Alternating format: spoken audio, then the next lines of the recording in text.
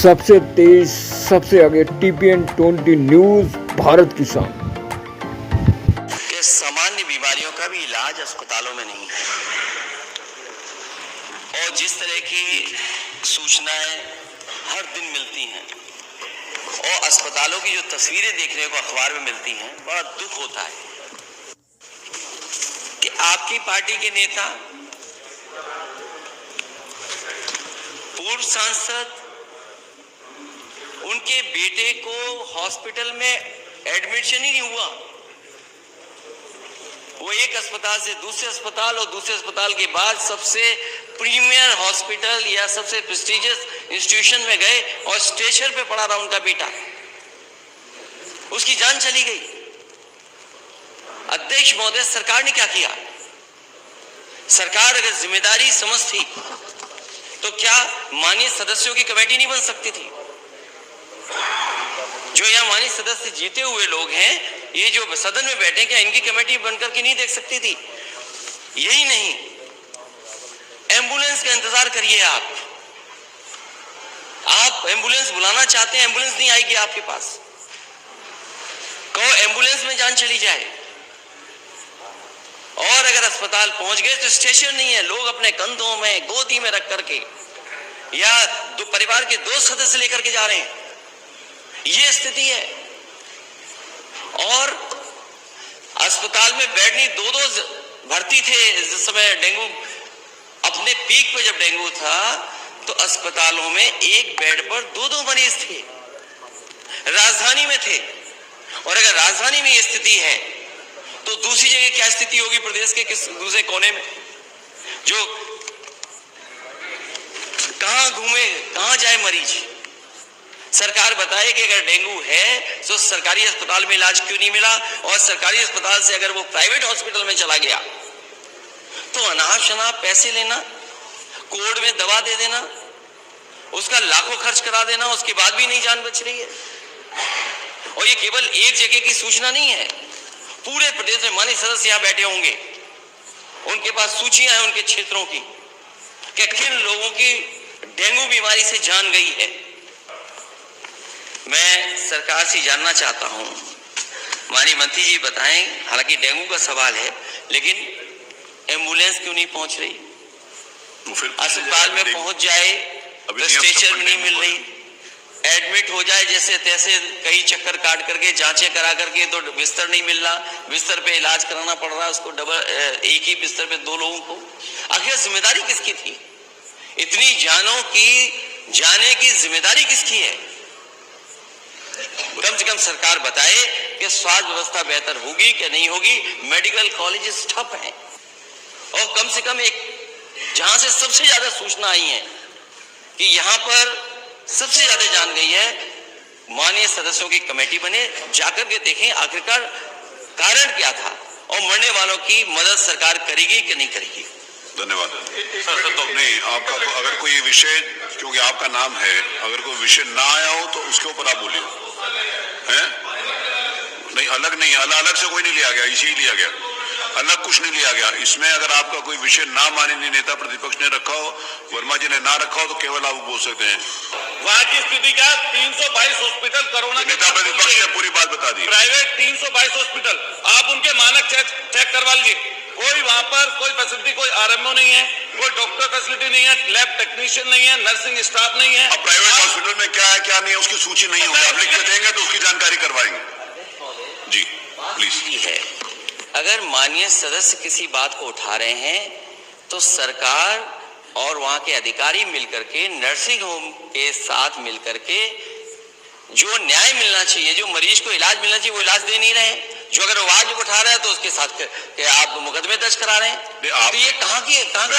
मैंने नेता प्रतिपक्ष मैंने ये निवेदन किया है आपके द्वारा, माननीय नेता प्रतिपक्ष के द्वारा, माननीय लालजी वर्मा जी के द्वारा पूरा विषय आ गया। अब कोई इंडिविजुअल विषय है तो मैंने ये नहीं कहा, मैंने कहा आप लिख के दे दीजिए, मैं संसदीय कार्य मंत्री जी के पास भेज उसको दिखवा लूंगा। मैंने उसको डिनाई नहीं किया।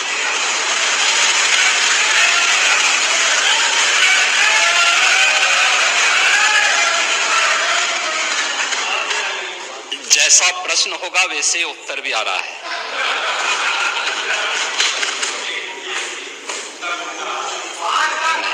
शांति सुनिए। प्रश्न ही उल्टा था,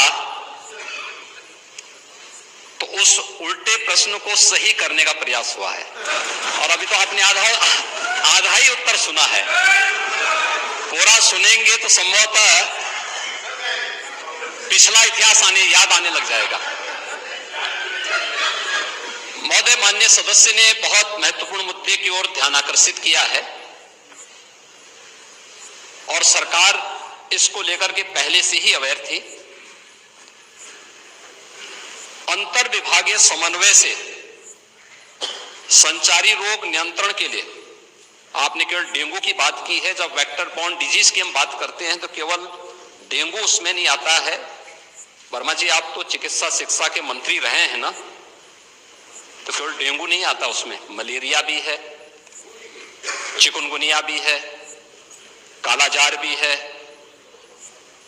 इन सभी से संबंधित वेक्टर बॉर्न डिजीज हो या फिर वाटर बॉर्न जल जनित हो या फिर विषाणु जनित कोई भी बीमारी हो, इनके उपचार के लिए सरकार के स्तर पर एक समन्वित प्रयास किया गया है और उस समन्वित प्रयास को ही हम लोगों ने संचारी रोग नियंत्रण का एक विशेष अभियान, वर्ष में 3 बार चलता है ये कार्यक्रम, जिसमें पहले 15 दिन संचारी रोग के लिए अवेयरनेस के साथ साथ अंतर विभागीय समन्वय से स्वास्थ्य विभाग नोडल विभाग होने के नाते सभी अन्य विभागों के साथ समन्वय के माध्यम से इन कार्यक्रमों को नियंत्रित करता है। इसके बाद डोर टू डोर जाकर के दस्तक अभियान के माध्यम से कहीं भी कोई व्यक्ति जो बुखार से पीड़ित है, उस व्यक्ति को नजदीक के स्वास्थ्य केंद्र में उपचार की सुविधा दिलाने की व्यवस्था करना। उत्तर प्रदेश 25 करोड़ की आबादी का राज्य है और स्वाभाविक रूप से अलग अलग क्लाइमेटिक जोन होने के नाते अलग अलग क्षेत्र में अलग अलग प्रकार की बीमारियां देखने को मिलती हैं। जैसे आप ईस्टर्न यूपी से चल करके नेपाल की तराई से लेकर के सहारनपुर तक देखेंगे तो इंसेफ्लाइटिस से पूरा क्षेत्र प्रभावित था। अगर आप बरेली और बदायूं और उसके आसपास के क्षेत्र को देखेंगे तो ये क्षेत्र मलेरिया से ज्यादा संक्रमित रहता था। वाराणसी से लेकर के प्रयागराज, लखनऊ, कानपुर होते हुए अगर आप फिरोजाबाद, आगरा तक पहुंचेंगे तो ये पूरा क्षेत्र डेंगू से प्रभावित है। अगर बुंदेलखंड क्षेत्र में अगर आप देखेंगे तो ये क्षेत्र चिकुनगुनिया से प्रभावित है। बिहार से सटे हुए जो हमारी सीमाएं हैं वहां पे हम देखेंगे तो कालाजार इन क्षेत्रों में ज्यादा प्रभावी रूप में देखने को मिलता था। और सरकार के द्वारा जो समन्वित प्रयास किया गया है, आपने केवल डेंगू की चर्चा की, बीमारी डेंगू पूरी तरह नियंत्रण में है और सरकार के द्वारा समय पे उठाए गए कदमों का परिणाम था। एक प्रकार का फ्लू हो गया है, फ्लू है, आता है, इसका एक अपना एक साइकिल इसका होता है। लेकिन मुझे आश्चर्य होता है कि जो सदस्य यहां पे प्रश्न उठा रहे थे, अब एक बहुत सीनियर सदस्य हैं, वो तो जब चिल्ला रहे थे तो मुझे उनके स्वास्थ्य की भी चिंता हो रही थी, रविदास मल्होत्रा जी की। उसको आपने जो बात कही है वह ब्लड ट्रिप नहीं था, उसको प्लेटलेट्स कहते हैं, ठीक है ना, प्लेटलेट्स कहते हैं। और वह पर्याप्त मात्रा में हर जनपद में आज के दिन पे उपलब्ध है।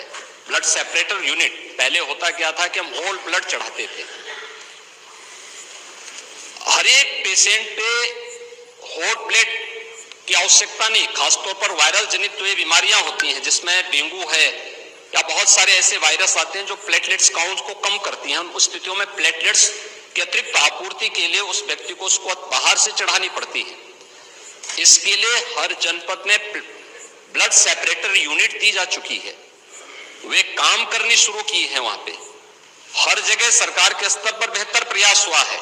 और जहां तक नेता प्रतिपक्ष के द्वारा यह कहा जाना कि साहब प्राइवेट हॉस्पिटल में, याद रखना है डबल इंजन की सरकार है, ये केवल बोलती नहीं करके दिखाती भी है।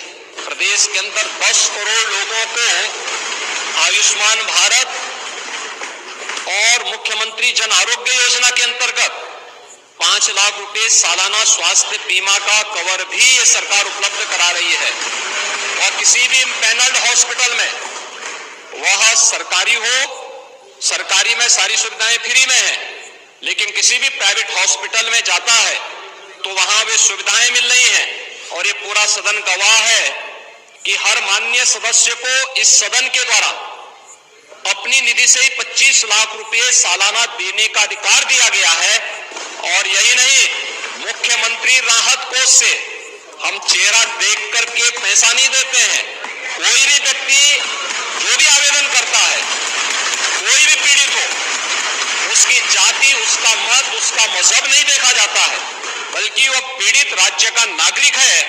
उसको प्रदेश में, देश में या दुनिया में जहां कहीं अच्छी स्वास्थ्य की सुविधा मिलती है, और सुविधा के लिए मुख्यमंत्री राहत कोष से भी हम पैसा देने में कोई कोताही, तमाम मान्य सदस्य विपक्ष में बैठे हुए हैं, हर व्यक्ति इस बात को कह सकता है।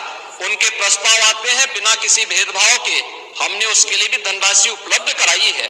आयुष्मान भारत और मुख्यमंत्री जन आरोग्य योजना भी है। हम आभारी आदरणीय प्रधानमंत्री जी के, जिन्होंने आयुष्मान भारत जैसी योजना दी, जिसमें हर गरीब से गरीब व्यक्ति भी आज अपना उपचार किसी भी अच्छे कॉर्पोरेट हॉस्पिटल में भी करा सकता है, और देश में भी करा सकता है, दुनिया में भी कहीं करा सकता है। हर वर्ष की सुविधा उसको मिली है। मुख्यमंत्री जन आरोग्य योजना की सुविधा भी उसे दी गई है। इसके अलावा माननीय विधायकों को भी 25 लाख रुपए तक खर्च करने का अधिकार दिया गया है, और इसके साथ ही मुख्यमंत्री राहत कोष भी उसके लिए उपलब्ध है। इसलिए समस्या केवल इस बात की नहीं कि हम समस्या के समाधान की ओर जाएं, समस्या केवल हर मुद्दे का राजनीतिकरण करके समाज में अव्यवस्था पैदा करना, लोगों में असंतोष पैदा करने का जो कुत्सित प्रयास किया जाता है, वो तो कोरोना कालखंड में भी लोगों ने देख लिया था, जब आप लोग बहका रहे थे लोगों को कि वैक्सीन मत लगाना, ये मोदी वैक्सीन है, और लोगों को गुमराह कर रहे थे। परिणाम क्या है? मोदी जी के शासनकाल में, उनके मार्गदर्शन में हमारे वैज्ञानिकों के द्वारा बनाई गई दोनों वैक्सीन दुनिया की सबसे प्रभावी वैक्सीन है। दुनिया के अंदर तमाम देशों में कोरोना महामारी के मामले बढ़ते हुए दिखाई दे रहे हैं।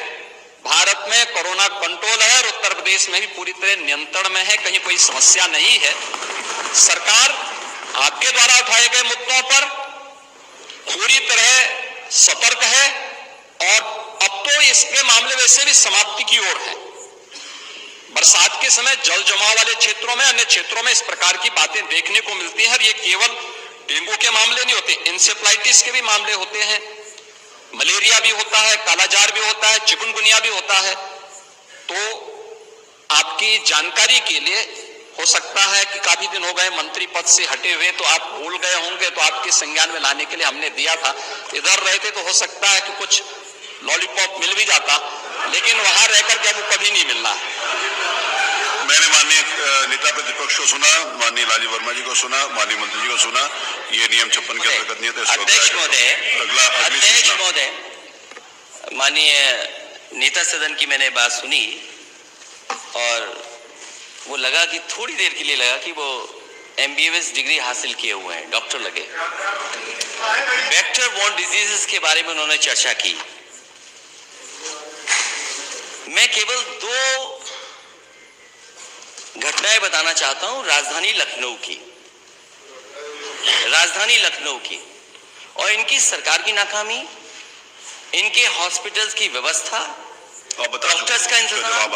एक पूर्व सांसद, वो भी भारतीय जनता पार्टी के, भारतीय जनता पार्टी पूरी, तो भारतीय जनता पार्टी के, वो हमारे दल के नहीं, पूर्व सांसद भारतीय जनता पार्टी के, वो अपने बेटे को लेकर के आते हैं। उनके बेटे को ये जानकारी मिलती है कि इसका इलाज अगर जल्दी नहीं हुआ तो जान नहीं बचेगी। वो एक अस्पताल से दूसरे अस्पताल भागे, और इलाज के लिए वो एडमिट नहीं करा पाए, और उनके बच्चे की जान चली गई। इसका जवाब क्या है डबल इंजन की सरकार के पास? और दूसरा, DGI से लोहिया संस्थान KGMU 9 घंटे एम्बुलेंस में बच्चा बना रहा, 9 घंटे, और उसकी जान नहीं बची। ये डबल इंजन की सरकार। ये सरकारी संस्थाओं को इसलिए नहीं मजबूत कर रहे हैं क्योंकि ये प्राइवेट संस्थाओं को बढ़ावा देना चाहते हैं। आज पूरे सबसे तेज, सबसे आगे TPN 20 न्यूज, भारत की शान।